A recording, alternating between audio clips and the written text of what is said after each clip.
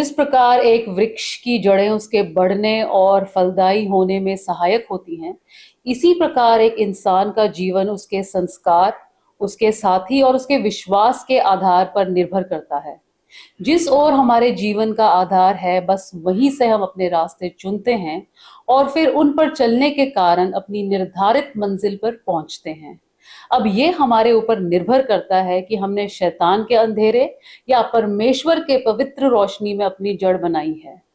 हमारे जीवन में बीज और मिट्टी सही कैसे हो कि हमारी जड़ें भी मजबूत हों, आज हम इसी विषय पर बात करेंगे। सुनते हैं परमेश्वर का वचन। परमेश्वर का वचन हमने संत लूका की इंजील उसका 6वां अध्याय उसकी 43 आयत से लिया है, 43rd वर्स। यहाँ इस प्रकार लिखा है, कोई अच्छा पेड़ नहीं जो निकम्मा फल लाए, और ना तो कोई निकम्मा पेड़ है जो अच्छा फल लाए।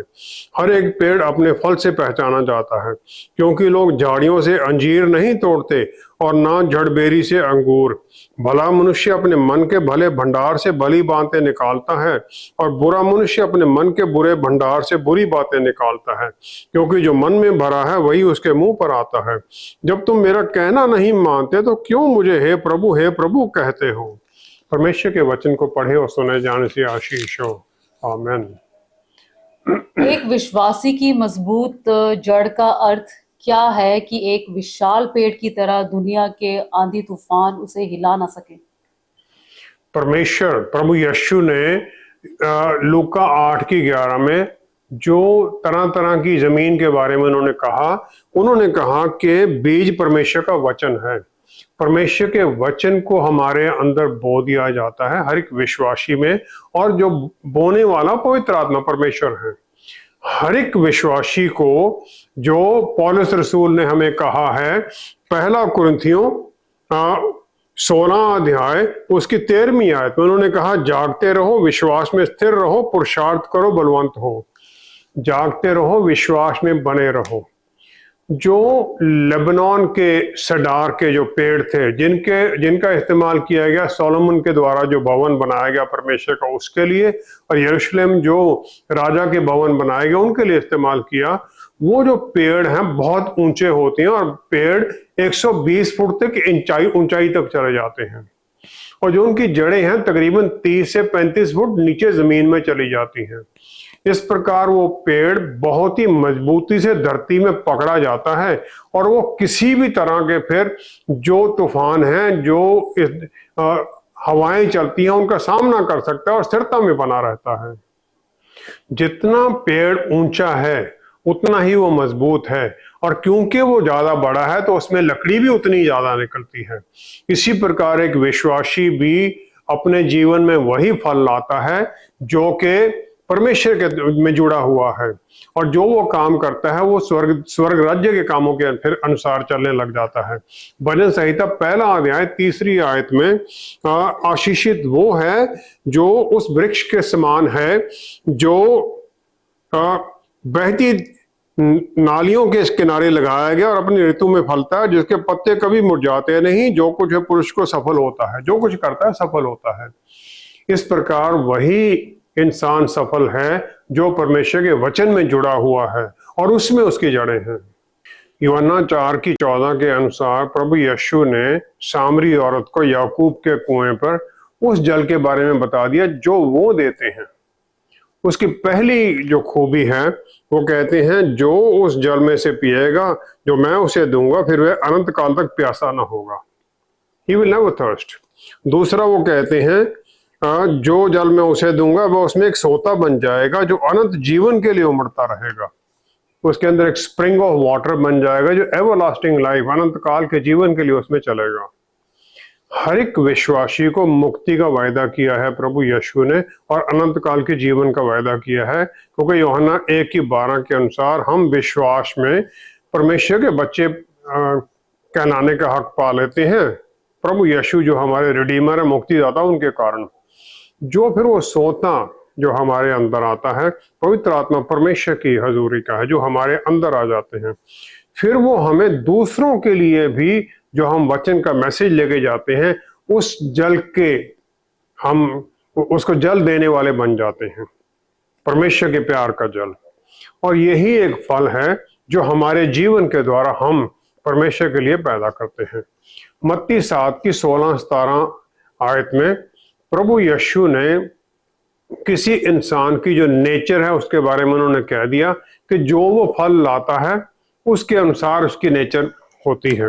वो कहते हैं 7 की 17, हर एक अच्छा पेड़ अच्छा फल लाता है और निकम्मा पेड़ बुरा फल लाता है। Every good tree and bad tree compare कर दिया उन्होंने। मूसा को परमेश्वर ने इजरायलियों को प्रॉमिस लैंड में ले जाने से मना कर दिया, लेकिन इसके कारण वो निराश नहीं हुआ। वो उनका आत्मिक लीडर बनने से रुक नहीं गया। व्यवस्था विवरण की किताब उसने लिखी उसके बाद में, और उसमें उसने ये सब बातें लिख दी जो परमेश्वर ने उसे बताई थी। पूरा उसने उसमें ब्यौरा दे दिया।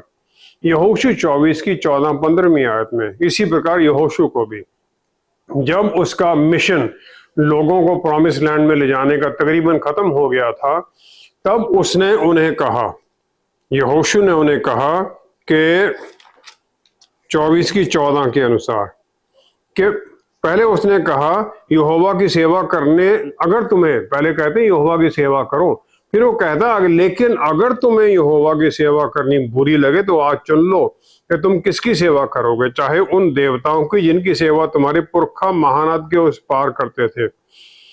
लेकिन फिर वो आगे कहता है परंतु मैं तो अपने घराने समेत यहोवा ही की सेवा नित्य करूंगा।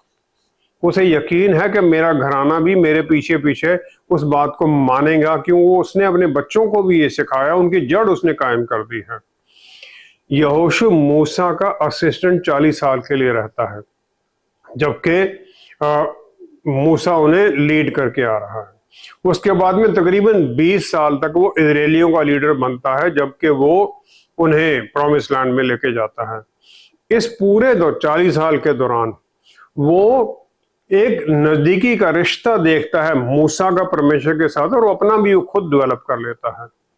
मूसा ने यहोशू को चुना था जब वो एक लड़का था अपना असिस्टेंट बनाने के लिए, और 40 साल तक उसने ये रोल निभाया।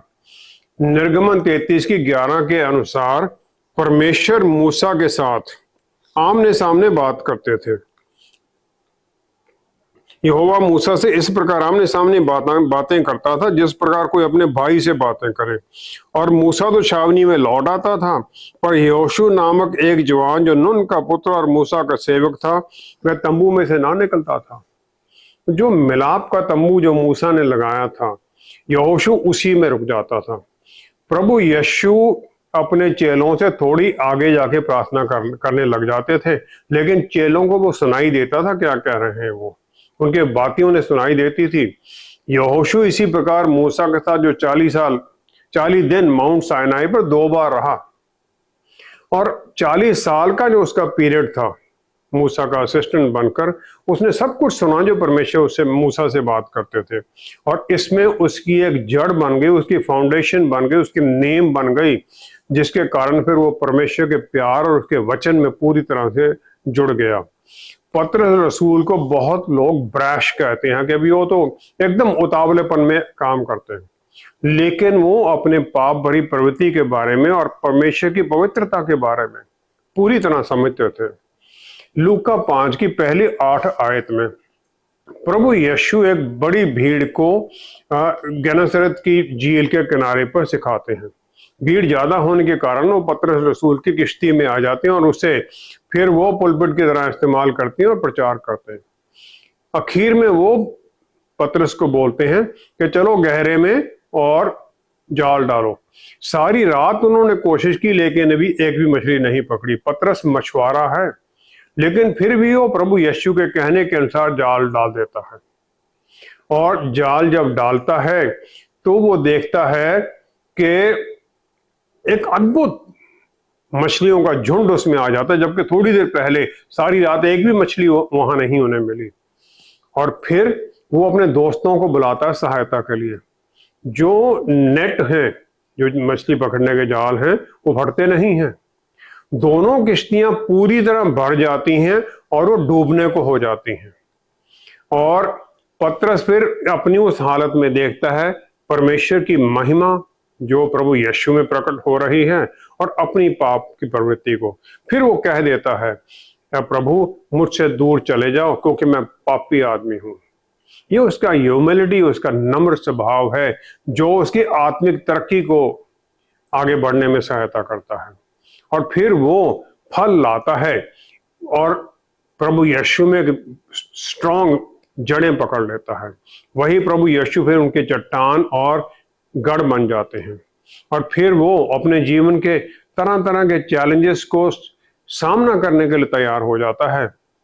और आखिर में यह माना जाता है, जब उसे क्रूसीफाई किया जाना था तो उसने कह दिया, नहीं, मुझे सिर ऊपर करके नहीं, प्रभु यीशु की तरह नहीं, मुझे उल्टा लटका दो सलीब, उस सलीब के ऊपर। हम अपनी फाउंडेशन या जड़ विश्वास में कैसे गहरी करते हैं कि फिर जीवन और प्रार्थना दोनों में सही दिशा पर बनी रहे?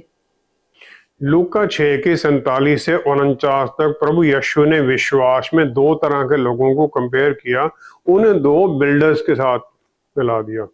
वो कहते हैं, जो उनके पास आता है, उनके वचनों को सुनता है और फिर उनकी वचनों को मानता है, वो ऐसा है जिसने के गहरी नींव खोदी चट्टान के ऊपर और उस पर उसने घर बनाया। और जो इस प्रकार का घर है वो इस जीवन के जो फ्लड वाटर, जो बाढ़ आती है, ट्रायल्स की बाढ़ आती है, हमारी टेम्पटेशन की बाढ़ आती है, उसको सह लेता है, कहीं गिरता नहीं और विश्वासी खड़ा रहता है। दूसरा वो है जो सुनता है लेकिन मानता नहीं है। और फिर वो ऐसा बिल्डर है जिसने अपना घर बनाया जिसकी कोई गहराई, उसकी कोई नींव नहीं थी, और जो ही वो बाढ़ आती है इस संसार की परेशानियों की, उसका घर गिर जाता है, उसका विश्वास टूट जाता है और वो विश्वास से मुड़ जाता है। भजन संहिता 18:2 में राजा दाऊद का विश्वास मजबूत है, इसलिए वो कह सकता है बिल्कुल विश्वास के साथ, वो कहता है, यहोवा मेरी चट्टान और मेरा गढ़ और मेरा छुड़ाने वाला है, मेरा ईश्वर मेरी चट्टान है जिसका मैं शरणागत हूँ। वो उसी का शरणागत है क्योंकि राजा दाऊद ने परमेश्वर को ता लिया है विश्वास में। विश्वास में उसका पूरा मजबूत है क्योंकि छोटे होते हुए अपने पिता की भेड़ों को चराते हुए उसने एक शेर का सामना किया, एक भालू का सामना किया है, इस प्रकार के और खतरों का सामना किया है, परमेश्वर की उसने स्तुति की है। वहां पर वो चरवाहा होते हुए परमेश्वर के गीत गाता है और उनकी जो हजूरी है उसको महसूस करता है, उसके अधीनगी में चलता है। वो कुलूसियों की पुस्तक 2 अध्याय उसकी 6 से 8 आयत, पौलुस रसूल ने हमें सिखाया कि जो सही तरीके से सीखते हैं वो पहला तो ये है कि प्रभु यीशु में अपने जीवन को जो जिन्होंने ग्रहण कर लिया है उसी में चलते रहो। वो कहते हैं आपने ग्रहण किया प्रभु यीशु को, उनकी शिक्षाओं में उसमें चलते रहो। Rooted and built up in him, उनमें विश्वास में जड़ पकड़े हुए उसी में चलते रहो और उसी में जड़ पकड़ते और बढ़ते जाओ, जैसे तुम सिखाए गए हो उसी प्रकार चलो। दूसरा वो कहते हैं पवित्र आत्मा परमेश्वर और वचन की जो शिक्षा है उसके अनुसार अपने जीवन को ढालो। फिर तीसरा वो कहते हैं विश्वास में दृढ़ होते जाओ और अधिकाधिक धन्यवाद करते रहो। परमेश्वर का धन्यवाद करो हर परिस्थिति में, अपनी अधीनगी में, अपनी अधीनगी उनके सामने ले आओ। चौथा है वो कहते हैं कोई तुम्हें उस तत्व ज्ञान और व्यर्थ धोखे के द्वारा अपने अहेर ना बना ले जो मनुष्यों की परंपराओं और संसार की आदि शिक्षा के अनुसार से हो। टेस्ट करो जो ऐसी संसारिक शिक्षाएं हैं, जो झूठी फिलॉसफी है, उसे रिजेक्ट कर दो और प्रभु यीशु में बने रहो। मत्ती 7:15 में प्रभु यीशु ने भी यही हमें वार्निंग दी।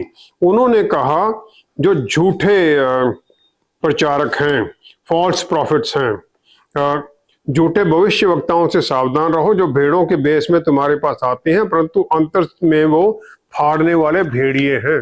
वो भेड़िए हैं, उनसे बच के रहो। जो यहूदी विश्वास में लोग थे उनमें 3 कैटेगरी ज्यादा इंपॉर्टेंट बन गई थी, फरीसी, सदूसी और लीडर्स। चौथा स्क्राइब थे जो कि वचन की कॉपी करते थे और इनका जो ध्यान था वो लोगों से ऑनर प्राप्त करना, उनकी पहचान लोगों में बनाने में उनका ध्यान लगा रहता था। दूसरा तिमोथियस 3 अध्याय 16वीं आयत में पौलुस रसूल ने तिमोथियस को सिखा दिया कि जो भी वचन है संपूर्ण पवित्र शास्त्र परमेश्वर की प्रेरणा से रचा गया है। प्रेरणा उन्होंने कहा गॉड ब्रीद, परमेश्वर द्वारा सांस इसमें फूकी गई है। जो यहाँ ग्रीक भाषा का शब्द है वो है थियोपनेस्टोस। थियो का मतलब है गॉड, परमेश्वर, और नेओ का मतलब है सांस या इंस्पायरेशन, सांस या उनके द्वारा सिखाया जाना। जब परमेश्वर ने सब कुछ बनाया तो उसने मिट्टी की एक ढेरी के अंदर सांस फूंक दी और वो इंसान बन गया। इसी प्रकार जब वचन लिखा गया तो पवित्र आत्मा परमेश्वर ने लिखवाया। वो अलग अलग राइटर्स हैं, लंबे समय में उन्होंने लिखा है, लेकिन जो वचन का सेंट्रल थीम है वो वही है। पवित्र आत्मा परमेश्वर राइटर हैं ये सबके, और वही लिखाते हैं अलग अलग लोगों के द्वारा। जब हम इस प्रकार परमेश्वर के उस बल और शक्ति से भरे हुए वचन के ऊपर अपना ध्यान लगाए रखते हैं तो उनकी जो पवित्र महिमा की रोशनी है वो हमारे अंदर से काम करने लग जाती है और हमें आहिस्ता आहिस्ता बदलने लग जाती है। इब्रानियों की पुस्तक उसका 12वां अध्याय उसकी 2 आयत में लिखने वाले ने लिखा है, वो विश्वास के कर्ता और सिद्ध करने वाले यीशु की ओर ताकते रहो। प्रभु यीशु जो हमारे ऑथर और फिनिशर हैं विश्वास के, उनके तरफ देखते रहो। उनकी तरफ देखना है। जो संसारिक बातें जो हमें डिस्ट्रैक्ट करने वाली हैं उनसे नजर हटाकर अपना ध्यान प्रभु यीशु पर केंद्रित करना, और फिर उनके ऊपर से किसी तरह से भी अपनी नजर ना हटाना, विश्वास में उनके साथ जुड़े रहना। वो हमारे विश्वास के ऑथर और फिनिशर, पूरा करने वाले भी वही हैं और शुरू करने वाले भी वही हैं, सिद्ध करने वाले भी वही हैं, तो कर्ता भी वही हैं। इसका मतलब है वो करता है तो स्टार्ट पॉइंट भी हमारे साथ है। जब जीवन हमारा शुरू हुआ, जब हमारा जीवन समाप्त होना, तब भी हमारे साथ ही होंगे, क्योंकि वो अल्फा और ओमेगा हैं। फिलिपियों की पुस्तक 1 अध्याय 6 आयत में पौलुस रसूल फिर हमें यह विश्वास देते हैं, जिसने तुम में अच्छा काम आरंभ किया है वही उसे यीशु मसीह के दिन तक पूरा करेगा। परमेश्वर हमें विश्वास में लाए हैं और हमें उन्होंने प्रभु यीशु का पार्टनर बना दिया है ताकि हम शैतान के कामों को नष्ट करने में लग जाएं। हर एक विश्वासी का एक डेजिग्नेटेड रोल है और वो अपने बल में कभी भी पूरा नहीं हो सकता जब तक हम परमेश्वर के बल और उनके अधिकार में नहीं चलते हैं। जब उनके साथ हम नजदीकी के रिश्ते में जुड़ जाते हैं तब फिर हम उनकी आशीषों को पाने लगते हैं। इसके बिना हम उनकी आशीष भी नहीं पा सकते। भजन संहिता 37 की 4-5वीं आयत में भजनकार ने यह कह दिया एक आशीषित जीवन के बारे में। उसने कह दिया, यहोवा को अपने सुख का मूल जान और वह तेरे मनोरथों को पूरा करेगा। अपने मार्गों की चिंता यहोवा पर छोड़ और उस पर भरोसा रख, वही पूरा करेगा। उस पर भरोसा रख। जब हम ये करने लग जाते हैं तब फिर हम अपने सब रास्ते उनको समर्पित कर देते हैं। उनकी नजदीकी के रिश्ते के द्वारा उनके अनुयायी बनकर उनमें हम फिर जड़ पकड़ लेते हैं। एजेकियल नबी को परमेश्वर के भवन से पानी की नदी आती हुई दिखाई दी। फिर उसने देखा, एजेकियल 47 की 12 आयत में उसने देखा कि उस पानी के रास्ते साइडों में नदी के दोनों तरफ पेड़ लगे हुए हैं। और वो पेड़ कैसे हैं? वो कहते हैं पेड़ जो उनका पत्ते हैं वो भी नहीं मुरझाते हैं और उनका फल कभी भी फेल नहीं होता है और हर महीने वो नया फल लाते हैं। और यही बात जो ये भविष्यवाणी है यूहन्ना रसूल को प्रकाशित वाक्य 22 की 2 आयत में जब नया यरूशलेम आ जाता है तो उसमें से यही दिखाई गई है। हमारे जीवन में भी ये शुरू हो जाता है जब हम उस सच्ची दाखलता में जुड़ जाते हैं, प्रभु यीशु में जुड़ जाते हैं, तो हमारे जीवन में भी फिर ये फल आने लग जाते हैं। इजरायलियों को मन्ना हर दिन सवेरे कलेक्ट करना लेना पड़ता था। सिर्फ सबत वाले दिन उन्हें यह नहीं था, क्योंकि उस दिन उन्हें आराधना और परमेश्वर के साथ जुड़ना होता था। इस जो गर्म देश हैं, अगर पानी किसी पेड़ को ना दिया जाए तो वो 1-2 दिन तो वो सूख जाता है। इसी प्रकार जब हम परमेश्वर के वचन के साथ नहीं जुड़ते हैं सवेरे, तो हमारा विश्वास भी मुर्दा होने लग जाता है, हम परमेश्वर से दूर होने लग जाते हैं। मार्कुस 11 की 14 में प्रभु यीशु ने जो अंजीर का पेड़ है उसका जीवन को उन्होंने काट दिया। उन्होंने ये कह दिया, इसके बाद तेरा फल कोई ना खाए। प्रभु यीशु में जीवन है और वही इस दुनिया की ज्योति है। जिसके ऊपर से उनका हाथ हट गया तो अंधेरा उसके जीवन में निश्चित है। और जो ये उनकी आशीष की सप्लाई नहीं पाता है वो अच्छा फल कभी नहीं ला सकता है, और फिर वो सड़ा हुआ फल ही लाएगा, क्योंकि शैतान के अधीन आ जाता है। हमें ये फ्री विल दी गई है कि हमने क्या चुनना है, कहाँ हमने अपने आप को जोड़ना है। क्या हमने परमेश्वर के वचन में जुड़ना है और परमेश्वर के पुत्र के द्वारा वो मन्ना प्राप्त करना है जो जीवता वचन है, और इसके द्वारा फिर हमें पवित्र आत्मा परमेश्वर में भी जुड़ना है, और क्या हमें शैतान के कामों में चलना है। परमेश्वर की गाइडेंस, उनके बल जो पवित्र आत्मा परमेश्वर द्वारा हमें मिलता है, वही हमें उस रास्ते पर पहुंचाता है जहां प्रभु यीशु हमें ले जाना चाहते हैं। अफसियों की पुस्तक 3 अध्याय 20-21 आयत में पौलुस रसूल ने जो हमारा सोर्स ऑफ पावर है उन्होंने ये दिखा दिया। उन्होंने ये कह दिया, वो ऐसा समर्थी है कि हमारी विनती और समझ से कहीं अधिक काम कर सकता है, उस सामर्थ्य के अनुसार जो हम में कार्य करता है। उस सामर्थ्य के अनुसार हमारी इमेजिनेशन से कहीं ज्यादा कर सकते हैं वो। 2 तीमुथियुस 1 अध्याय 7वीं आयत में पवित्र आत्मा परमेश्वर को बताते हैं वो बल की आत्मा, प्यार और आत्म संयम की आत्मा है, जो कि फिर हमें परमेश्वर के लिए यूजफुल होने में सहायता कर देती हैं, हमें फलदायी बनाने लग जाते हैं। और इसके बिना कौन ऐसी अद्भुत आशीषें पा सकता है पवित्र आत्मा परमेश्वर के बिना। जितना हम उस सोर्स के नजदीक जाने लग जाते हैं उतनी हमारी गहरी जड़ें होती जाती हैं, और इस प्रकार फिर हम सिर्फ स्किन डीप उस विश्वास में नहीं, अधीनगी में, गहराई में उनके साथ जुड़ जाते हैं और फलदायी होते हुए हर तरह के आशीषें पाने लग जाते हैं। परमेश्वर में जड़ पकड़ना किस लिए आवश्यक है और इसका सही रास्ता क्या है? अयूब का टेस्ट बहुत भयानक था।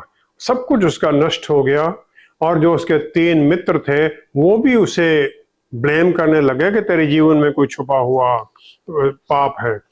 फिर भी अयूब ने 19 अध्याय 25 आयत में कह दिया, मुझे तो निश्चय है कि मेरा छुड़ाने वाला जीवित है और वह अंत में पृथ्वी पर खड़ा रहेगा। फिर भी उसे विश्वास है अपने रिडीमर के ऊपर, परमेश्वर के ऊपर। जिस प्रकार एक पेड़ फिर तरह तरह के तूफानों को सह सकता है क्योंकि उसकी जड़ें गहरी हैं, इसी प्रकार जब हमारा विश्वास मजबूत और गहरा होता है तब हम भी फिर इस प्रकार के जीवन के जो ट्रायल्स एंड टेम्पटेशंस हैं उनको परमेश्वर के बल में सह सकते हैं और विजयी हो सकते हैं। दानियल की पुस्तक 3 अध्याय 17वीं आयत में दानियल के 3 को सोने की मूर्ति के सामने ना झुकने के कारण राजा नबूकदनेस्सर ने उस 7 गुना धधकती हुई आग की भट्टी में डलवा दिया। डलवाने से पहले उन्होंने बड़े कॉन्फिडेंट के साथ कह दिया, दानियल की पुस्तक 3 अध्याय उसकी 17 आयत, उन्होंने कहा हमारा परमेश्वर जिसकी हम उपासना करते हैं हमको धधकते हुए भट्टे की आग से बचाने की शक्ति रखता है, वरन हे राजा वह हमें तेरे हाथ से भी छुड़ा सकता है। फिर वो आगे कहते हैं अगर ना भी छुड़ाए तब भी हम नहीं झुकेंगे। उनका विश्वास इतना गहरा है, छुड़ा सकता है लेकिन किसी कारण से ना छुड़ाए तब भी हम झुकेंगे नहीं, इसको हम उसी परमेश्वर की आराधना करेंगे। हमें चुना गया है फलदायी होने के लिए। यूहन्ना 15:5 में प्रभु यीशु ने हमारी उस जड़ को गहराई में होने के लिए कहा, मैं दाखलता हूं तुम मेरी टहनियां हो, जो मुझ में बना रहता है और मैं उसमें वही अच्छे फल लाता है, क्योंकि मेरे बिना तुम कुछ भी नहीं कर सकते, उनके बिना कोई कुछ कर भी नहीं सकता है। तीसरा ये है कि हम पाए डिसर्नमेंट की शक्ति, ताकि हम कहीं धोखा ना खाएं। मत्ती 24 की 4-5वीं आयत में सावधान रहो क्योंकि तुम्हें कोई भरमाने ना पाए, क्योंकि बहुत से ऐसे होंगे जो मेरे नाम से अगर कहेंगे मैं मसीह हूं। उन्होंने कहा मेरे जाने के बाद में बहुत लोग आएंगे। अब 5 तरीके हैं जिनके द्वारा हम इन जड़ों को मजबूत कर सकते हैं। पहला है कि अपने जीवन के हर परिस्थिति में, हर एरिया में अपने आप को प्रभु यीशु को अपना मास्टर मानकर उनके समर्पित हो जाओ। मत्ती 6:24 में प्रभु यीशु ने कहा कोई दो मास्टर को सर्व नहीं कर सकता है, क्योंकि लॉयल्टी एक के साथ दूसरे के ऊपर, दूसरे से छोड़ने के साथ ही बनेगी। दूसरा तरीका है वचन की गहराई में चलो, वचन के ऊपर ध्यान लगाओ। यहोशू 1 8वीं आयत में यहोशू को कहा गया कि वचन की पुस्तक के ऊपर अपना ध्यान लगाए रखना, और फिर उसने कहा कि ऐसा ही करने से तेरे सब काम सफल होंगे और तू प्रभावशाली होगा। तेरे काम सफल होंगे तो प्रभावशाली होगा, ये उन्होंने कह दिया। और ये नहीं कि हम सिर्फ सक्सेस के लिए करते हैं या अपने अच्छे जीवन के लिए ही करते हैं, ये हमारी जिम्मेवारी बन जाती है। होशे की पुस्तक उसका 4था अध्याय उसकी 6ठी आयत में, होशे उसका 4था अध्याय उसकी 6ठी आयत में परमेश्वर ने हमें ये कह दिया कि मेरे लोग मेरे ज्ञान के बिना नष्ट हुए जाते हैं।